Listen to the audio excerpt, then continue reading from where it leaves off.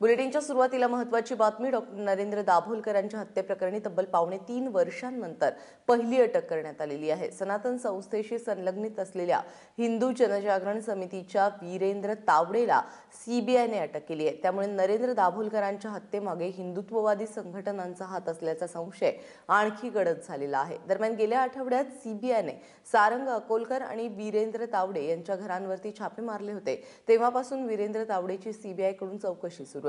वीरेंद्र तावडे आणि सारंग अकोलकर ईमेलद्वारे एकमेकांच्या संपर्कात असल्याचं चौकशी अंती निष्पन्न झालंय. शुक्रवारी संध्याकाळी वीरेंद्र तावडेला चौकशीसाठी बोलवण्यात आलं. सीबीआयकडून अटक करण्यात आली. आज सकाळी वीरेंद्र तावडेला पुण्याच्या न्यायालयामध्ये हजर केलं जाणार आहे.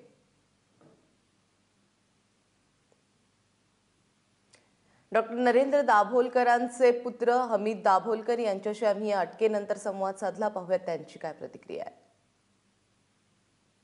खूप महत्वाची बाब आहे.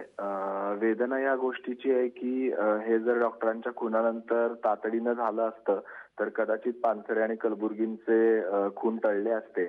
एवढंच नाही तर मडगाव बॉम्ब ब्लास्ट 2009 साली झाला आणि त्यानंतर जर या लोकांच्या जर मुसक्या बांधल्या गेल्या असत्या तर कदाचित डॉक्टर दाभोलकरांचा देखील खून टळला असता.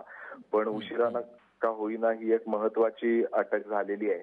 आणि काय स्वरूपाच्या प्रवृत्ती आहेत या संस्थांमध्ये धर्माच्या नावावर आणि अध्यात्माच्या नावावरती हिंसेचं प्रसार करणारे आहे, त्याच्यामुळे समाजाच्या समोर येत आहे. एवढ्यापुरतं पोलिसांनी न थांबता डॉक्टरांचे, पानसऱ्यांचे आणि कलबुर्गींचे मारेकरी शोधून काढावेत, त्यांच्या मागचे सूत्रधार शोधून काढावेत आणि अशा स्वरूपाच्या प्रवृत्तींना लोकशाहीमध्ये काहीही स्थान नाही हे दाखवून देण्याची आज राज्य शासनाला वेळ आलेली आहे.